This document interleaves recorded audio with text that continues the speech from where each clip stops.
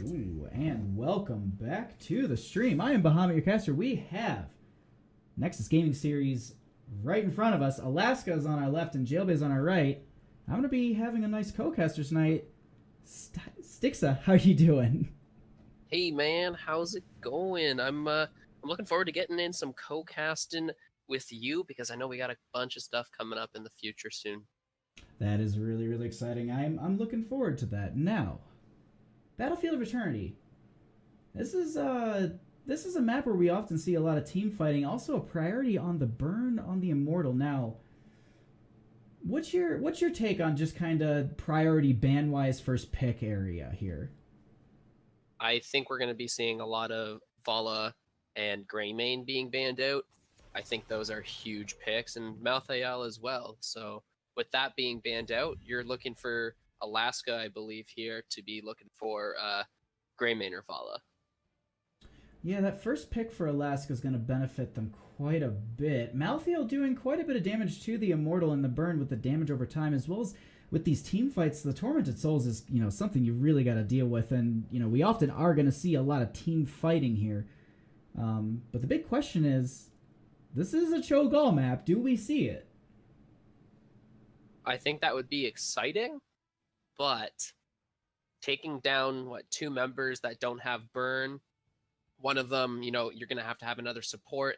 That leaves you with two other heroes to have all that burn. I'm not sure that Cho'Gall might be the strongest pick here. I mean, you don't really see it that often, so could be.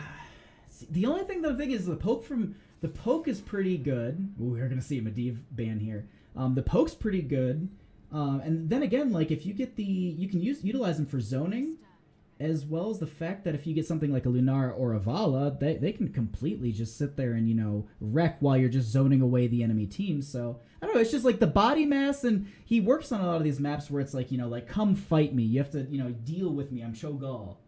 He tends to do really well there, I think. No, I definitely agree. Having zoning potential is absolutely huge on these maps that, have a main objective that you do need to go to, which is majority of these maps, of course, but especially on this one, you've got the Immortal. It's a point that doesn't change for a period of time, and you just want to be able to zone the amount of the opposing team out. So just getting anybody just poke damage on them is absolutely huge. You force somebody back to the well, or back to go tap. It gives you that man advantage. Definitely. No, we're gonna see a Rhaegar Garrosh though out of Jailbait here. That's a strong start. I really like that. A lot of teams I've been seeing lately, they've been kind of doing that, getting that early tank healer lock-in, and that just honestly, it doesn't show much of your draft. The Medivh ban is, I think, honestly, kind of towards some of the members of Alaska, because we have seen them pull out that Medivh in some previous games. I think Medivh is purely based on the Garrosh pick here. Medivh is known to be one of the best counters to Garrosh. Ooh, but we're going to get an ETC and a Tassadar before this ban phase? I gotta say, that's a pretty sweet setup for Alaska, mostly because the Vala Tassadar, that's just a terrifying combination. But on the side of Jailbait, I would honestly look at that and be like, maybe an Ari, because they're gonna go into a secondary support, or, well, technically Tassadar is that secondary support. Of an Ariel ban would be, in my opinion, best suited for them. Yeah, I do agree. Ariel, very strong to come out as a ban choice here. But, there are other supports that function very well with Vala Tassadar. Uther maybe not necessarily the best for that necessarily, but does function very well with ETC, giving that Divine Bovine combo. I was just about to say, I think we're going to see a Greymane ban out of them, because I was just like, they need burn on the side of Jailbait. And I was like, Greymane is going to be the best choice, especially because the team fight from him is going to be pretty powerful. Now, the other thing that we have to consider here, and the reason I say Ariel is just because, that there's that charge, and Vala has a really good charge for the Ariel. But the other thing that we can consider is Stukov. I mean, it's a team fighty area. You can pass that pustule around. The zoning you get from him is pretty powerful. We do know that you can take that alteration at level 1 for the ranged attack, which kind of keeps you safe from that Garrosh potential throw. That's very true. And I've also seen a lot of Lucios coming out lately, and Lucio speed boost on an ETC is terrifying to think about. That's definitely something to consider here. I mean, you can definitely chase, and ETC does have a lot of good zoning, but we're going to get Li Ming here for that ranged poke damage. She is quite powerful, and I do have to say, I don't think I've seen the Protoss skin. They did a pretty good job. Her eyes are creepy, though, in her portrait. I have to note that. Oh god, they are quite glowy. Yeah. I do really like this skin a lot, actually. I think this one and the blue one are by far the best. It's just, if that orb changed colors to match the skin, it would be beautiful. We're going to go ahead and actually have a Tassadar picked up with that too. So a bit more range. That's interesting, because I honestly would have thought out of... I mean, I guess you go for the global aspect. I don't know. I'm not too sold on this Falstad. I don't know if he really benefits the team on the side of Jailbait. Falstad's going to be their solo laner most likely here. We're going to probably see auto attacks coming out. So you're going to be guaranteed that, what is it? Wave clear in the top lane, especially at level 7. And then you're going to have the seasoned marksman stacks. And, Falstad being ranged does have an advantage on any melee supports that, melee solo laners that Alaska wants to pick up. That's, yeah. No, we'll put a pin in that. I want to come back to that 7 talent choice, especially on BOE. But these last 2 picks, Snap. I'm thinking honestly, actually, Stukov. Ooh, oh, and Leoric. Okay, I like that. So Leoric's going to be their solo laner, no doubt. This gives them, it's a very beefy team. That hyper carry Vala. This is a strat that's been going around for a while now. Usually you would replace Stukov with Ariel back before Ariel got her reworks done on her level 7 talent. But otherwise, I'd say this is a very standard draft to see. Both teams honestly pulling out nothing too crazy realistically. This last pick on the side of Jailbait. I'm thinking they might need another tank, another frontline, some kind of damage. Artanis has burn. Leoric would counter that. So I think the Tychus pickup, it's not bad. It's just one of those things. That's a lot of range. That's what I'm worried about right now. Yeah, it's a lot of range. But we'll see. I'm excited about this. We'll talk in loading screen about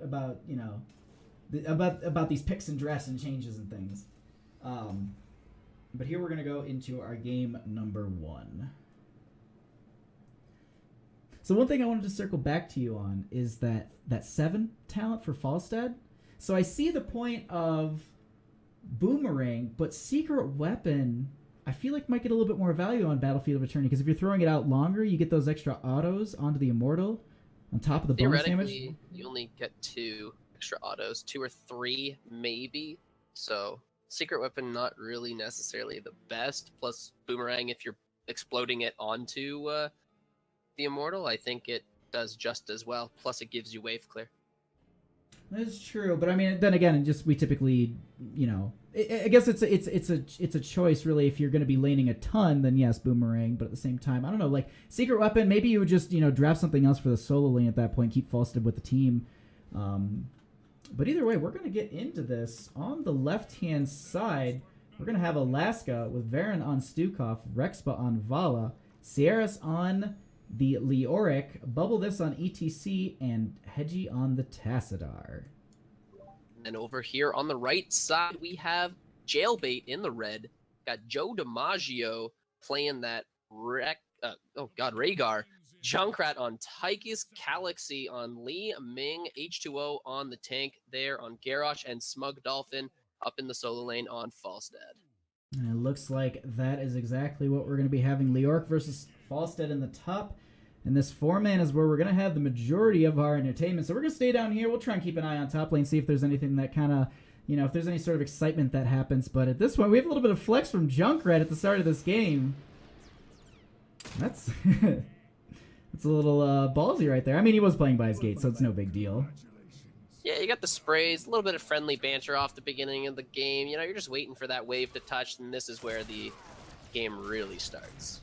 Yeah, and at this point, a lot of the teams are going to be playing safe for the first about 115 of this, 115 more of this game, mostly because of the fact that there is just the Immortal that will be, popping up at about 145. So realistically, you're not going to see too extreme laning. They're going to push the wave forward and just kind of back off, as you see. So something to point out here is Rhaegar's first level 1 talent here, Lightning Bond, and you did mention about the amount of range they have. It doesn't really go too well with Lightning Bond because, you don't necessarily want to have your ranged really close, but, Tychus's auto attack range is quite short, so... And then you have Garrosh or your Totem as targets, so... Yeah, typically I would assume we're going to see it on that Totem most of the time. That is going to be my assumption, mostly because he probably get the most of that. He will get the most value that way, without putting one of his members in, too deep. Do you have a potential pull into Rexpa there, but the wall did get into the way. Could have been a little hazardous for him there.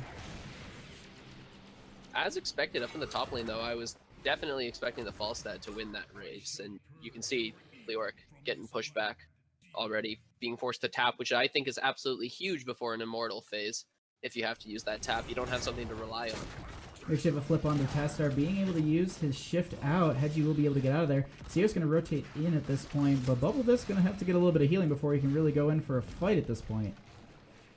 And right here, you got that 5v4. Falstad still up in the top lane. Does have the global, though, in his mount there, so he can fly in whenever need be, but he is prioritizing that wave and lane clear, just trying to get that level 4 talent for his team first. And at this point, we actually have the majority of the teams having to rotate onto this, onto Jailbait of the Morning, but we actually see Vala being killed here, and that is going to be the first kill of the game going over to Jailbaited. And with that, they're going to aggress onto the Alaska's Immortal here and just start to at least poke this down with Calaxity. Rexpa getting a little too aggressive there, unfortunately. He saw the Tychus get really low, thought he had the kill, and then unfortunately got jabaited from Jailbait and hit stun from the Immortal and ended up falling there. We do have him back, though, at this point in the game, but fours have not yet been achieved. We can see Sierras in that top lane currently working for that by just soaking in the lane. There is a toss on to Rex, but here he will try and dive out once again, and they are going to chase him down and get another kill. This is what Jailbait is definitely looking for. Definitely going to be looking to pick off that Vala almost 100% of the time. That's going to be their target, because that is all of Alaska's damage right there. You get a little bit of damage out of Tastar going that W build, but not nearly as much out of Tastar as you would get out of Vala.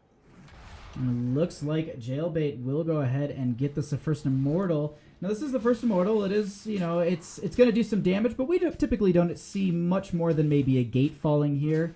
But it really depends. You never know. If they do get another pick potentially with that Garrosh, it could snowball into a fort. We've seen it go all the way to keeps before. Yeah, no doubt. You might even see it'd be hard to see a fort go down here, especially with Vala's Q build here, going to be able to melt that down. You got the zoning potential of ETC, but that Garrosh throw right there, throwing the Vala all the way back into the team. ETC having to try and get out, though, barely makes it out. And he's going to be healed up by his team, but they finally finish off that Immortal, and they only lose the gate there. They're going to go ahead and just push back the team. In top lane, we have Sierras back up against Smug Dolphin. Looks like they should be kind of evenly matched, because Leoric does get a little bit, a little more beefier as the game progresses. So that early game Falstad winning it over, I can see that happening, but as this is going to progress and Leoric gets further into his build, I'm curious to see how that top lane's going to go over. definitely should be interesting to see that. I'm excited to see this level 7 pick, and we do actually see Boomerang coming out here. So as I expected for the wave clear, as well as just, just overall good damage on clumped up bulky targets, it's just going to be pretty solid damage coming out of Falstad. We are going to bubble this getting knocked back. They're taking quite a bit of damage, but he won't be dying. We do get the heal up from Varen, but he will actually be going back, and I'm assuming that's probably to time out with the Immortals would be my best bet. That would be the same reason why Jailbait would be going on to this camp, just trying to create a little bit of lane pressure before the Immortal starts, making sure that they can, leave the lane, and it, puts them in a little bit in a better posture for the Immortal start. But it looks like we do have a zone out by Alaska. They're going to go ahead and steal this over, but it's currently a 3v4. They get the toss onto Bubble this. He doesn't have Power Slide or Knockback. I believe he will be falling here. They do have the zone back from Varen, but Calaxy will kind of get the disengage with that orb, and they're going to get the ETC kill there. Very aggressive play here by Alaska, especially being about a half a level down. So they do, the power spike isn't too big right now, but that was a very aggressive play. But unfortunately, ETC getting thrown in, having to use his power slide there as the engage rather than a disengage, make sure that ETC does go down first. They do get that kill, and it looks like we are just going to have a trade at this point. Doesn't look like we'll be able. There is a potential pull onto Rexpa, but they do disengage from it right away. And this is pretty much just about dead even. I mean, I think about 600 and some, experience difference, or health difference, excuse me. And it looks like they're just going to trade out and just, no, excuse me, they're going to go for the defense.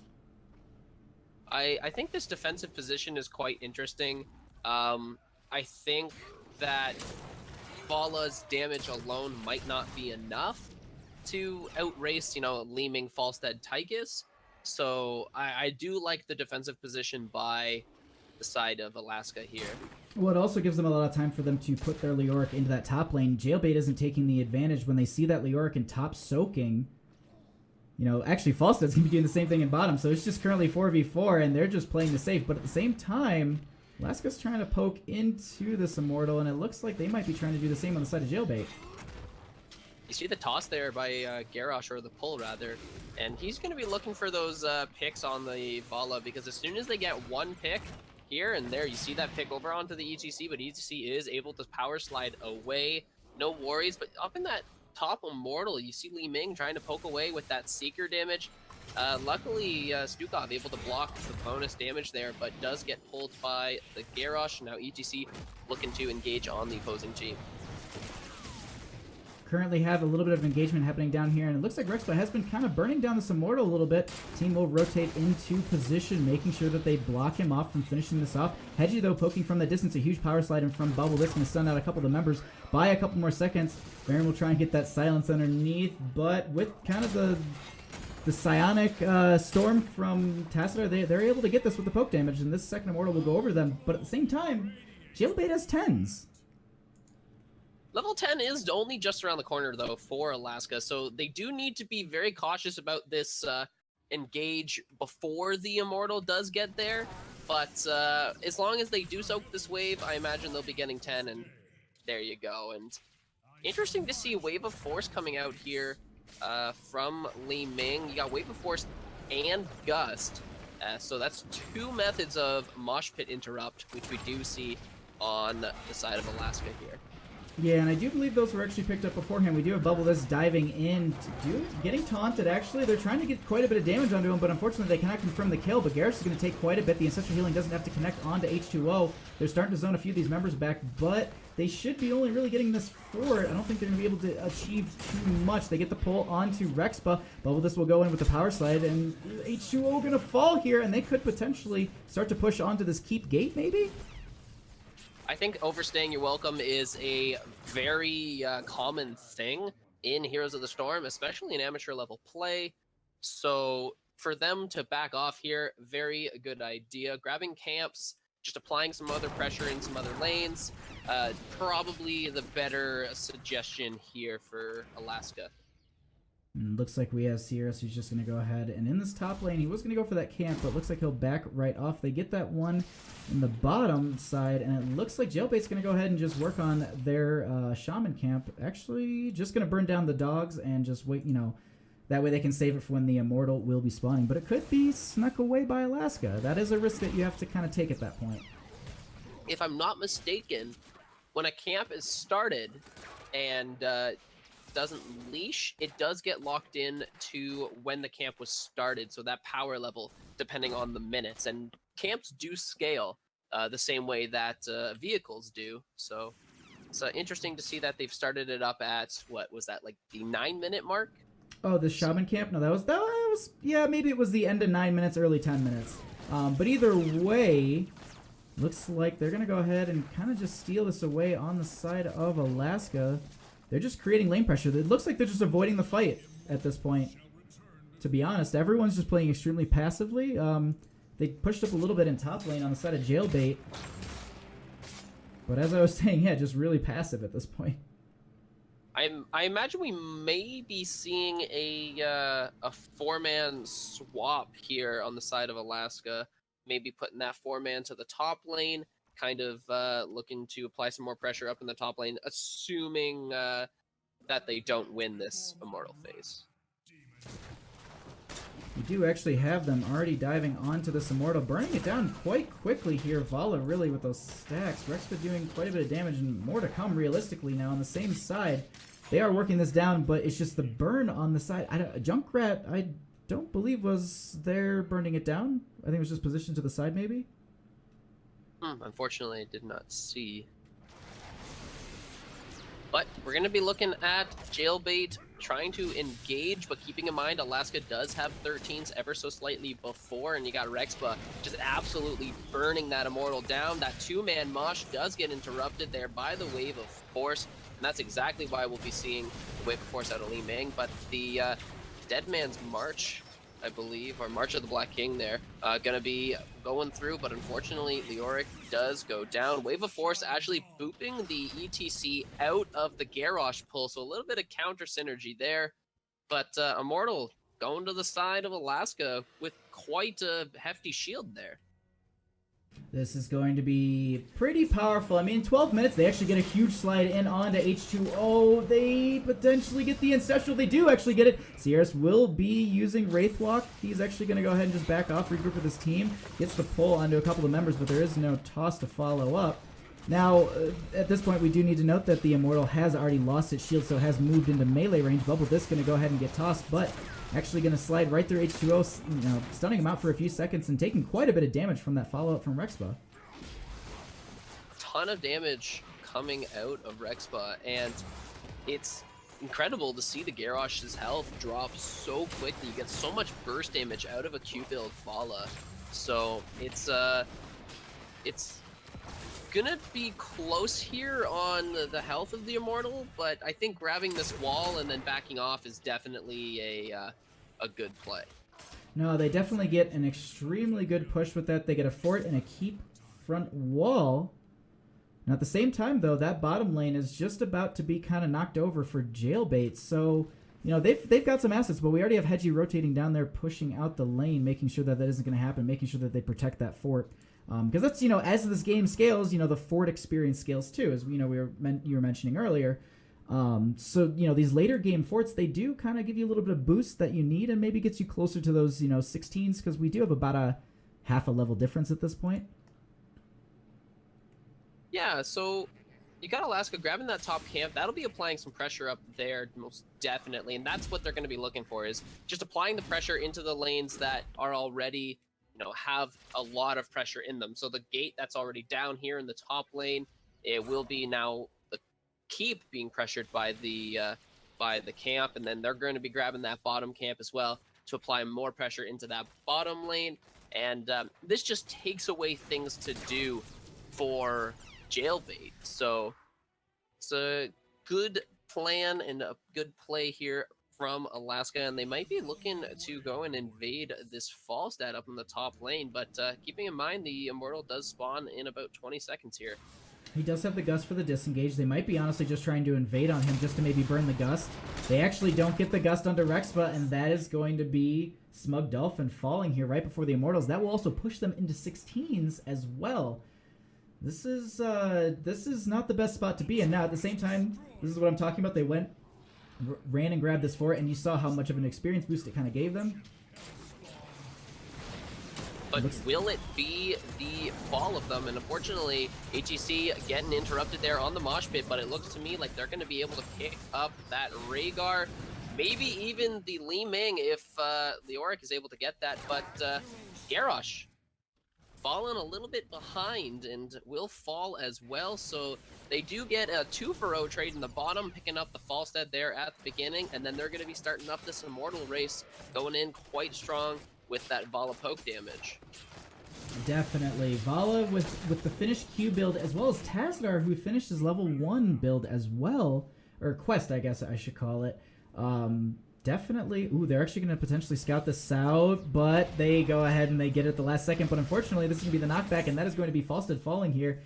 And they're going to be able to clear this camp before it even gets the value. That was honestly a huge risk that really failed for them. This is a very heads-up play by Alaska. I think it was a very good play on the side of Jailbait. You know, they can't really contest. They were down 16, that 16 talent, so they don't really have too much to do on the map. And, you know, this camp is the only thing that they can do. And Alaska, knowing that, going in, making their presence known, you know, hitting that slide and picking up that kill, and just getting rid of the entire value of that camp. Very heads-up play. No, they did a very good job actually, just with that, just getting that pick. But at the same time, Falstead is back. Pretty much everything is off cooldown on the side of Jailbait. So they do have pretty much every asset that they need. The Ancestral is just off right now. They don't have a Mosh and they don't have an Archon form on the side of Alaska. So I think they're going to play this a little bit passive. Junkrat taking quite a bit of damage. Do have the toss onto the ETC. He will get taunted as well, and that will be the kill onto him. We do have Rex, excuse me, using the strafe. We have Sierra's doing so much damage in this backline. Oh my god, we have the kill onto Garrosh. We have Joe DiMaggio getting so low. The gust is actually in the wrong direction, unfortunately, and Smug Devil doesn't get, or Smug Dolphin, excuse me, doesn't get out. You can see the Ancestral there does go out, but unfortunately it's going to land on the wrong target. I believe it hit the Falstad at full health rather than the Tychus, and this will allow for a 3v2 here onto the core with a full health Immortal, and that's going to be more than enough to wipe down this core. So GG, game 1, going over to the side of Alaska. GG, well played. Alrighty, so game number 1.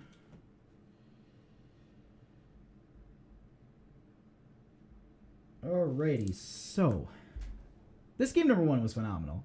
Just really quick, we'll just, you know, take a peek at some of these stat numbers and everything just while I have this pulled up. I gotta set up the lobby here in a second, but I mean, there were some early game picks that, you know, it seemed like they were really gonna punish the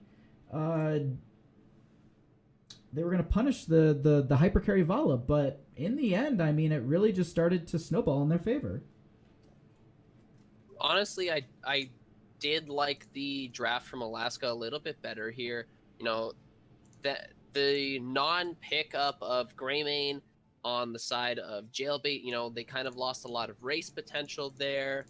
They do have a very bulky team, but Garrosh obviously not proving enough of a front line there, and that 3 squishy backline, you know, it's a lot for Rhaegar to have to heal, and Vala, just the amount of burst damage that can come out of Vala is absolutely insane. So draft 100% for me went over to the side of Alaska. I agree. I mean, you know, I was saying that, you know, for both teams it was, you know, seemingly very standard. But I mean, it just, they played it very well on that map, to be honest. Li Ming didn't die either, which gives a good heads up on positioning. So it's something that Alaska might need to keep in mind for the next game. So they might be looking to pick up Calaxy, because they were the main damage dealer for hero damage that game. Wow. Just a phenomenal first game. Sorry, I'm setting up the lobby here. Let me just dump another Twitch link in there so they can see it. Let me make sure that everything is all set. I'm set to spectator. You're set to referee. Ban is to number 2. Everything looks good. All right, we will. We're getting into this. All right, we have a ready on the side of both teams. You ready to go into this? I am ready to go. Let's go into game number 2. Alaska versus Jailbait on Cursed Hollow. I love this map. You can see so much on this map, to be honest. There's a lot of room for some questionable plays as well. You know, this is the introductory map to Heroes of the Storm. So this map is the very first map that you will play when you make a new account. As far as I'm aware, this is the very first map that you will ever play.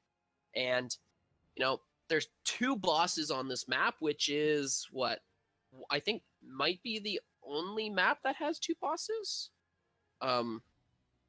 Warhead Junction. It's that Warhead Junction as well. So, you know, you've got that play of where you can capture the bottom boss and then, you know, make your way up to the top boss. Now, do you prioritize that? Do you prioritize split pushing? And obviously, Jailbait doesn't want to deal with a Zagara who is, you know, master of split pushing, definitely with Nidus Network on a huge map like this, where cheesing could potentially be absolutely the killer to a game. So, solid ban in Zagara, I definitely think. I actually really like this Dahaka ban here. If you're not going to be taking it, and obviously, in my opinion, I think he's absolutely first pick material on Cursed Hollow. There's a lot of maps where I honestly think Dahaka's first pick material. Dragonshire, you know, Towers of Doom, just any map where you can get any of that, like, really, like, that solo split push and you can get that flank in with the brush talk, that can just completely dismantle teams. So, you know, taking it out here, I think, is a very strong ban. Definitely do agree. Dahaka, absolutely a monster when it comes to split pushing, soaking, you know, being in a team fight whenever you need him. Just, he's got like 3 health bars. It's insane. But we're going to see the double doji action coming out from the side of Alaska. Greymane Rhaegar, standard picks. I would say Greymane pretty much good in almost any composition. Doesn't matter the map, really. So Greymane, very solid pick. Rhaegar, still one of the top supports. And ETC was the very first pick on the side of Jailbait. Definitely didn't want to deal with that again, so picking up the Malthael and Uther to complement the ETC, that is a potential crazy combo here. You know, Uther has 2 excellent Divine Shield targets already, so... It's an absolutely... that's a strong start to their draft, honestly. The D-Shield works for either member. I mean, even then, technically, if you want to be that ballsy, Divine Storm can set up a bunch of stuff too. I mean, if you have a 5-man mosh, there's no one to interrupt it, and Malthael's just on top. So it's just, you know, that's one of those things, like, you know, you can dream of these like insane wombo combos where it's like you get the 5-man D Storm, you get the 5-man mosh, and then on top of that's just the Malthael Tormented Souls. But we're actually going to have a hover onto Falsa at this point, just taking out another global on the side of Alaska. They just don't want to deal with globals on this map right now. I definitely do agree with a Falstead ban. I think a Falstead ban is a very good ban. It's a solo laner. It's somebody you can be wherever. But the Jaina ban coming out, and I was going to comment on Jailbait picking up a Jaina here. And I think it could have been a really good combo, because Ring of Frost off of a mosh pit, huge wombo combo potential. It's not a bad idea at all. And the question is, looking at the draft of Alaska, this is kind of the same thing I compliment Jailbait on last draft, is that, you know, even though you're showing, you know, Greymane Rhaegar, that still doesn't mean...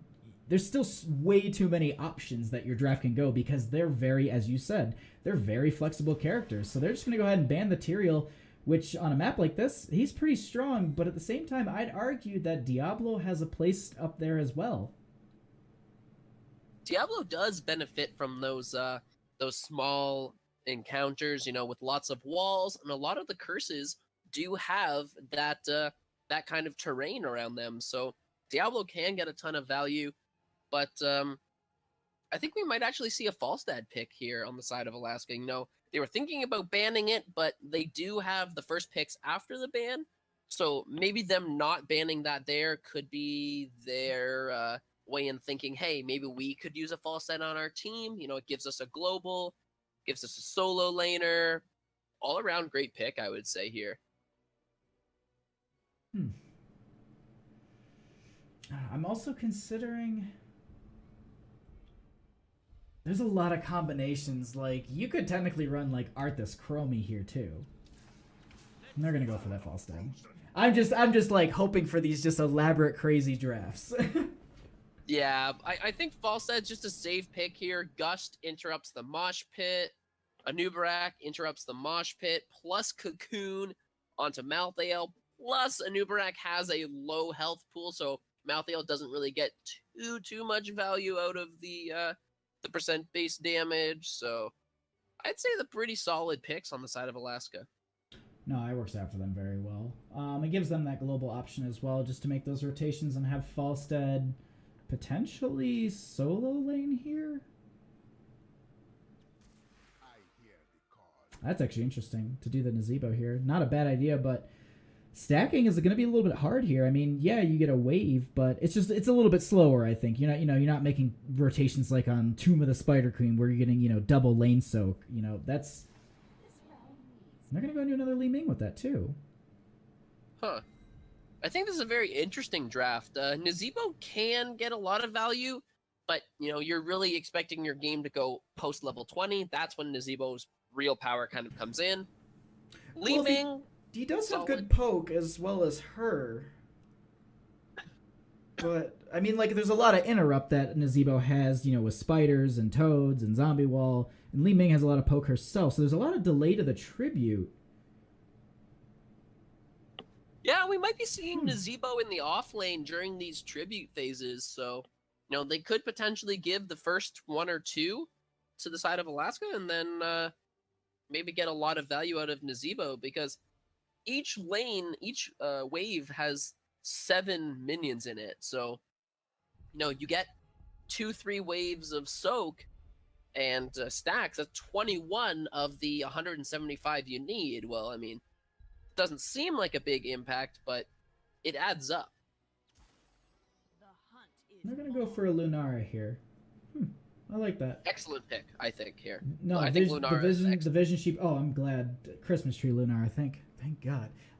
But no, the vision she provides is absolutely phenomenal. The poison damage she can get into that backline is going to be quite difficult for them to deal with. I think that might be a bit much for Uther to handle, because if you get that Lunara into the back, that's just gonna be hard to deal with. Yeah, Lunara is known to be one of the biggest pains for Uther to heal. Uther has those big, long cooldowns on his heals, so definitely going to be looking to poke out the back line here, and then Uther's going to have to choose his heal target very carefully. No, this is gonna be quite interesting. I do say the portrait synergy is quite close at this point. Just a little bit of a difference on the side of Junkrat, though. He tried. It's okay. You know what? At least it had Lily in it. Yep. It's a team captain. Oh, that's one way of doing it. But on the left-hand side, we are going to have Alaska with Varen on Rhaegar, Hedgie on the Falstad, Sierras on Greymane, Rexpa on Lunara, and Bubble This is going to be on the Anubarak. Alrighty, and over here on the right-hand side, we have Jailbait.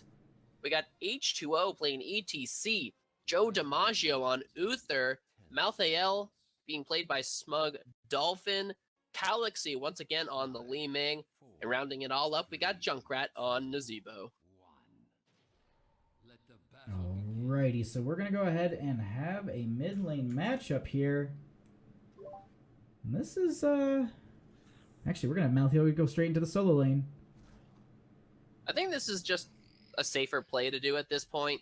You know, you've got Malthael and Nazeebo, which are both very competent solo laners, so sending them off to the beginning I think is a very good play, but, you know, Nazeebo can theoretically get free 7 stacks here, so why not? This is interesting. Nazeebo going into Toad build here. That's odd. I've seen it out of a few people, but in my opinion, at least, you know, as just someone who plays a casual Nazeebo, I lean on Spider build, to be honest. I think it does way more. We actually have a DC from one member. We will get a pause. I'm going to go ahead and do a little scene transition here. We are in game, so you're kind of on control for the restart. Of course, we'll do the 3, 2, 1. Yep. Looks like we have a DC, so we'll go ahead and just wait here. And we can talk about some of the talents.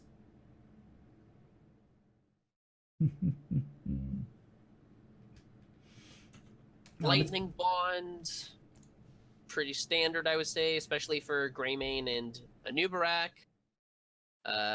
Vision from Lunara, very standard. Seasoned Marksman, yep. Cocktail build, Derby armor. Nothing too out of the ordinary. We actually have on a Pale Horse for Malthael, and so this is an interesting pickup. I've seen this on some of these larger maps, like I think the last time I saw it was on Towers of Doom, on a very tall map like that. I did get quite a good value to for those rotations for that extra 20% movement speed while mounted. I mean, that's extremely beneficial, especially for you know, making some of these potential ganks, these long rotations. This is I believe the second biggest map in the game, because I do believe Warhead Junction is technically larger. I agree, yes. I've never actually confirmed. I believe I've said that like 100 times, and I always just say afterwards, like, I'll have to confirm that, and I never go and do it. Like, it'd probably be easy to like try and cross from one lane to the other, and then like from top to bottom, and then just like map out the times. And pretty sure it's damn close, so but I think the biggest controversial pick here is Toads. Yeah, I don't like that. I'm sorry. I'm sorry. I don't mean to like flame the guy at all. It's just I lean spiders. Like the Toads I feel like are way too easily dodged, and spiders are more of a nuisance, and it's more of a better delay, and they scale so well throughout the game. Yeah. I think spiders is a safe poke build. Mm-hmm. On a map like this where poking is huge, I think spiders may have been a better talent, but Toads are interesting. The amount of damage that Toads can do, especially to something like Greymane or a Nubarak that's going to be jumping into you, that's like what I think Junkrat is looking for. He's going to be looking for, you know, a Nubarak to dive in, throw out what will be potentially 5 Toads, you know, getting bigger and then explode. You know, you're going to be seeing, I imagine, something like 50% plus of Greymane's health going. That could be. But the other thing to consider here is that, you know, you got to get those you got to get those 40. I mean, to get the 5 Toads, you have to hit 40 heroes, and that's kind of hard. That's the reason why I stray away from it, and I was, you know, kind of heckling them a little bit. It's just because of the fact that they go in a straight line, so it's kind of easy. Whereas the spiders, you lob it into a group of the enemy, you might get, you know, some stacks, and even then you get your poison out onto the minion wave as well too. So I harp on it, but that's mostly because, you know, we can buy a little bit of time by harping on this talent. I feel like Pandemic, you know, Toad build is a lot better on those the 4-man rotation maps. So, all right, looks like they're going to be asking. We're ready to go. So go ahead and do the 3, 2, 1 and hit that pause break.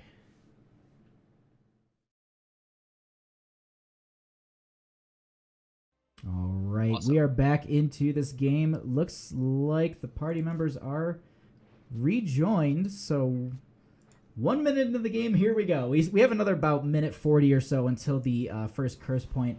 And at this point, realistically, we're just be seeing some passive play, maybe a potential gank. But, I mean, in a map like this, realistically, I think it's just going to be soaked till you get to the first tribute, maybe fight over it. No, I do agree. I think soaking is definitely the safer bet.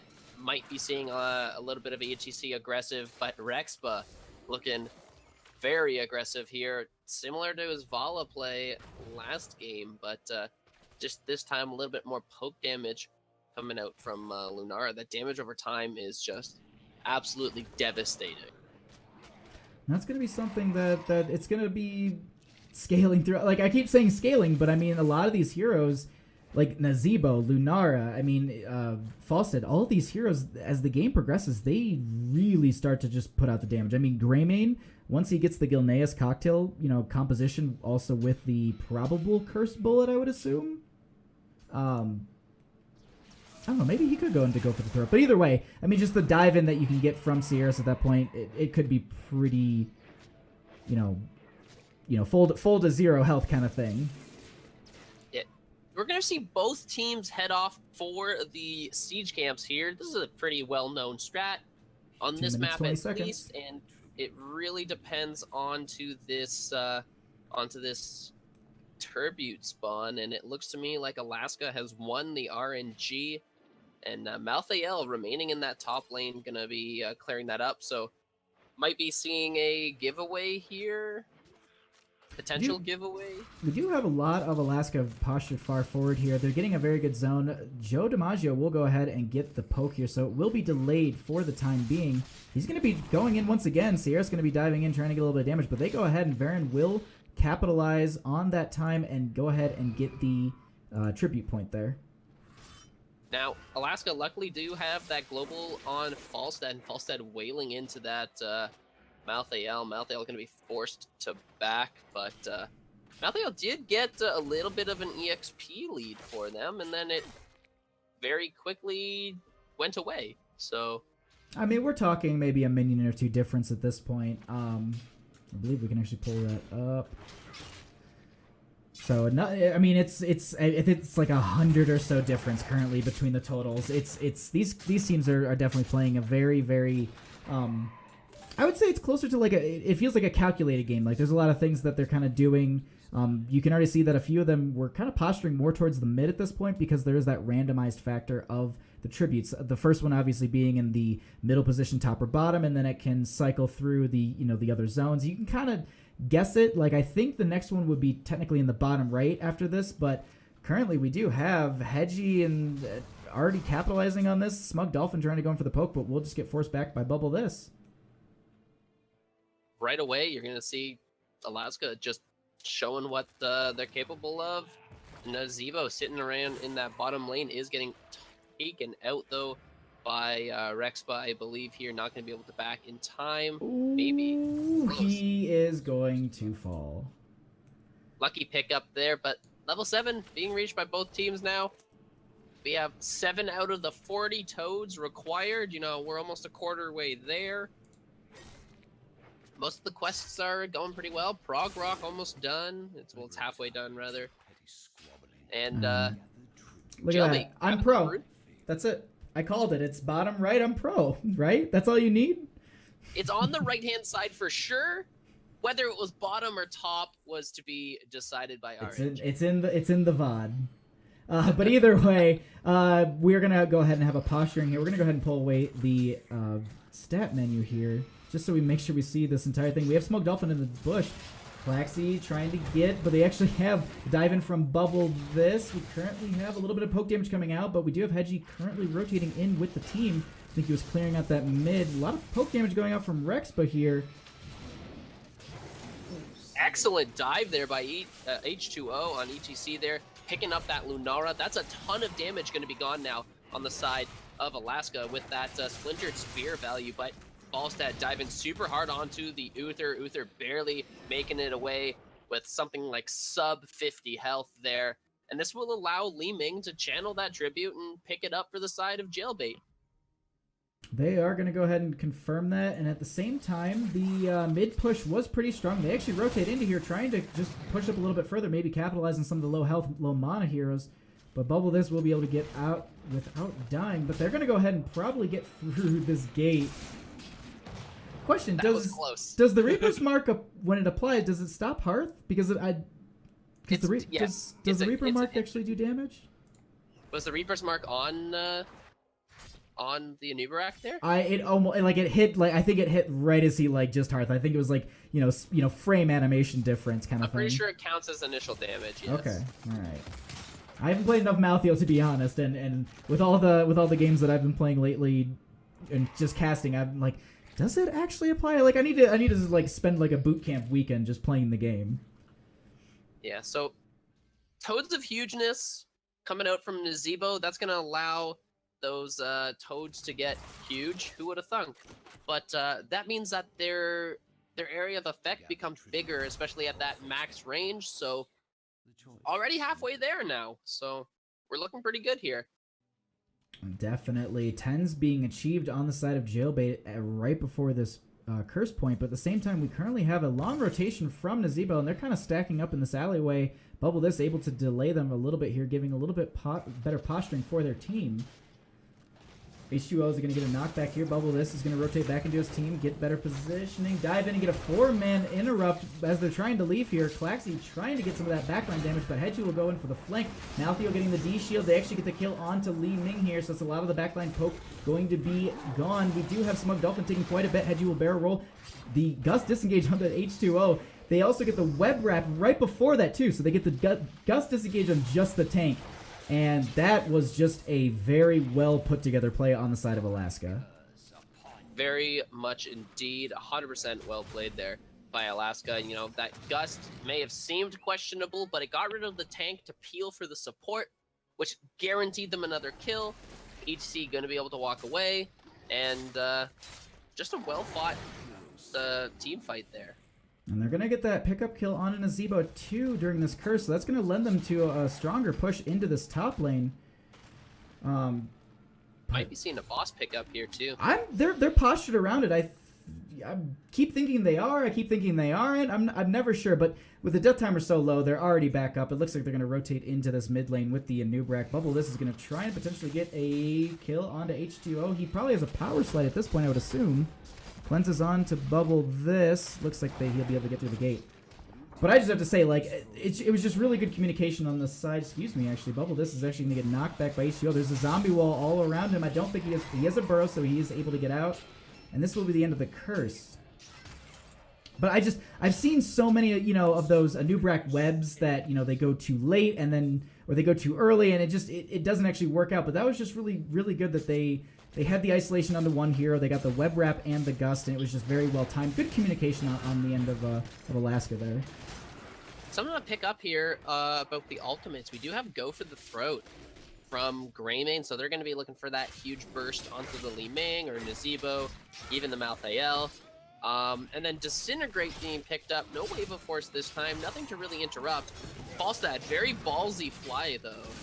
No, I absolutely like that. Oh, the team, though, didn't rotate in time. It was just a second too early, unfortunately. I was going to say, because if he flew into that, into the, I guess the cup of that boss pit, he wouldn't have had an out potentially, maybe just getting stunned there. But a lot of setup for them, but unfortunately they weren't able to rotate in time.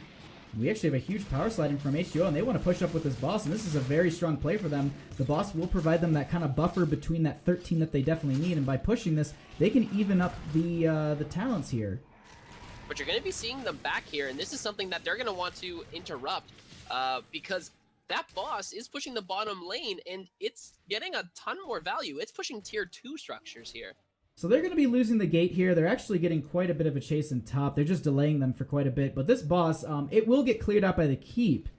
But at the same time, they kind of forced the team back. I mean, realistically, if they stayed with that top lane boss, they might have actually got a little bit more value closer to the 13s. I think that gate was gone regardless of the boss getting cleared by Li Ming and Uther, or if it was just left to the towers to be 100% on that one. It's questionable play to back or not, but I think playing it safe is definitely the better call here, especially being down 2 levels currently. That is true. Now, at the time, they were on that cusp of 13. It was about a level difference. I was like, you could make that ballsy play, get that transition in your favor, but they're going to go ahead and just play the safe game here. And it's easy to say it when I'm not the one who's in the hot seat. It's one of those kind of situations. For sure. You're going to see Anubarak pick up that camp. And then you got the Siege Camp pushing the bottom lane. So this is a lot of extra pressure in that bottom lane for Jailbait, which is exactly what they're going to be looking for. But level 16 hasn't been reached, so they are on even talent tiers, but they might not have that interrupt. Maybe the ETC power slide. No, it doesn't look like it. We'll try to power slide onto the Lunara. Lunara taking a lot of damage, but does have that spell shield. Going to be negating pretty much all of the Li Ming damage.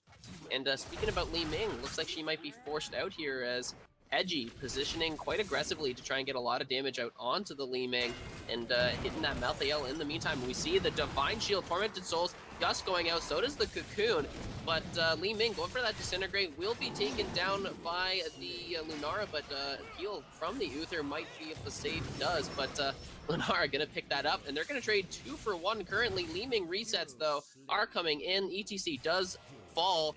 You got Uther trying to chase out the Falstead, but Greymane coming in from behind does take down the Nazeebo and the Li Ming, and then they're going to be able to pick up that Uther as well. That's a 5 for 2 trade in favor of Alaska and getting to level 16. Definitely a huge back and forth in that engagement, but overall Alaska coming in on top, especially with the 16s now. They actually Hedgie getting down into the bottom lane, saving that fort potentially. There is one minion that could be ending. No, it won't. They're not that strong yet. So they actually save the fort in their bottom lane, and they open up. MVP play right there. Exactly. I mean, we can actually look 291 health on the fort currently. That's clutch play. I mean, that's like an auto attack from almost anyone on the enemy team at this point into the game.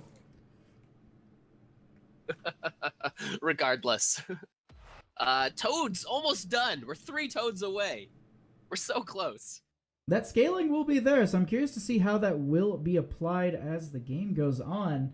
If that's going to completely swap over these engagements, or if it's just going to get the value that they're intending. I'm curious to see what it's going to be like.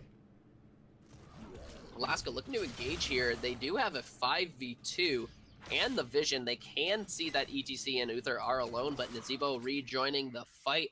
The Toads coming in. He picks up 1 there. These Toad stacks are coming in. I'm excited to see this. But Jailbait gonna give it over to Alaska. They are down that level 16 talent, but they do pick it up just right now. And is that a Soul Harvest I see? It is. Cool. I don't see Soul Harvest very often. I guess there's no reason to pick up the Spider talent here if you pick up Toad build, so Uther finishing his quest as well as he goes to begin on that camp with the Li Ming. But boss being taken now by Alaska here, and ETC coming in. Excellent positioning here by Bubble Disc, though. Going to be looking to disengage. Mosh Pit potentially coming in. Great getting in there by H2O, but unfortunately in comes the Cocoon. Malthael getting on, but the boss does get captured by Alaska. Great Divine Shield here. Lunara onto the backline, though. Down goes the ETC. Ton of damage onto the Anubarak, though, from the Malthael. Malthael, great teleport there. Not able to get away, though. Does fall. So does the Li Ming. Uther will be chased out by the remaining members of Alaska. And poor old Nazeebo won't be able to outrun the Lunara. And, great wall there, though. Him as well as Uther here. And to walk away here.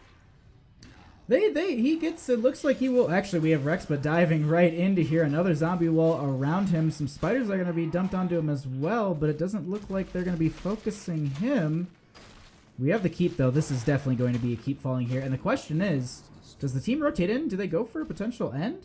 They're postured up for this, and it looks like they're going to play it safe and just go for the keep. Okay. Uther is respawning now, so it is 5v5. It's just a safer play to go for this keep, let the boss push into the core, potentially pick up another pick, and then play it from there. But Toad build is online now. You see all 5 Toads coming out. But Alaska playing it very safe despite having that 3-level lead here. And they're going to be looking to potentially get the top boss as well. And that's interesting. We're actually going to have the, I believe, Nexus Frenzy from, I was going to say the Vala one. Actually, we have a little bit of an engage here. There is Bubble Disc currently diving out. H2O does not have a Mosh just yet. People are just playing really safe around this boss. They don't want to get gusted too early. There is the web wrap. There's the disengage onto one of the members. They are going to get onto this point, but a few of the members will dive on. H2O are going to get that knockback. He's going to be falling so low. Malthiel, I believe, with the Divine Shield, but there are so many members. Vern going to be falling low as well. Everybody is just absolutely dying. Vern will die at the last second. Junkrat going to be the last one alive here, getting chased by Hedgie, and I believe this is going to be the death march onto the core. I imagine this is what will come out, but look at that Toads. Oh my goodness, down goes Lunara. This is why the Toads were chosen. Value already. I'm loving it. Definitely but what a getting great quite a bit of fight. damage with Excellent that. ancestral. Lots of mosh pitting. Not even a mosh pit. I guess the mosh pit got interrupted. A little bit I believe it was still on cooldown. of an early. Believe so.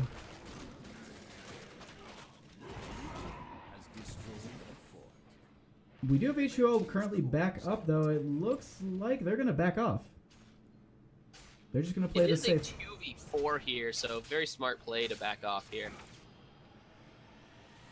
But at the same time, just to note really quickly, map-wise, looking around here, we currently have Catapult stacking up in mid, Catapult stacking up in bottom, and they are starting in the top lane. They're going to be halfway quite soon, so this is going to be a long defense on the side of Jailbait, and it's going to be hard for them because, to be honest, their main wave clear at this point is Malthiel and Nazeebo. Nazebo's dead currently. Yeah, they're going to be trying to clear up this bottom lane right now because it is the most pushed out. The mid lane is pushing quite heavy as well. And then you got this camp pressure in the top and middle lane as well by Alaska. So they do have all 5 members. Going to be 5v5 here. And they're going to be looking to apply as much pressure as they can wherever they can. They want to paint that map blue. Definitely. And it looks like they're going to go ahead and steal away this siege camp. They're not showing on the map, so they're definitely playing safe on the side of Jailbait, not laning out too far, making sure that they're going to be getting caught out before they get 20s and maybe staggering deaths, because with the pressure that's currently on the map, you know, a one kill could potentially be the swing that Alaska needs to end this game. But even then, at the same time, 1 kill can really put it in favor for Jailbait. The death timers are getting quite long at this point. It's becoming kind of the do or die game. And when level 20 is reached, which it has been now, we might be seeing that level 20 pickup for Nazeebo. You know, the Vile talent or whatever the trait talent there. I believe it's Vile Infection, which is being has been completed now. So Nazeebo's damage is about to be absolutely nuts. So at this point, we just have Alaska waiting for the boss to spawn because they do see that the majority of the team is in this top lane, showing from the minion wave. And they're going to be just, at this point, look, they're just trapped in their own base. Jailbait really can't leave. They're just trying to push out the waves. And they're just kind of letting Alaska run around the map and just be like, all right, well, we'll just go sit in front of this boss and wait for the timer to pop. This is exactly what Alaska wants. You know, this boss has the potential to win the game right now, and with Anubarak going into this bush will be taking a ton of damage. You can see all that damage over time from Nazeebo spiders and the Malthael, but that mosh pit going to be able to get the Rhaegar really low. Rhaegar being taken down here. Greymane also getting very low. Lunara not able to output enough damage here, and as you see, you know, all of Alaska pretty much dead here, as Lunara playing it quite ballsy here. Does have that mount speed to get away though, but Li Ming looking to chase. Rexpa says, whatever, I'm going in for the core.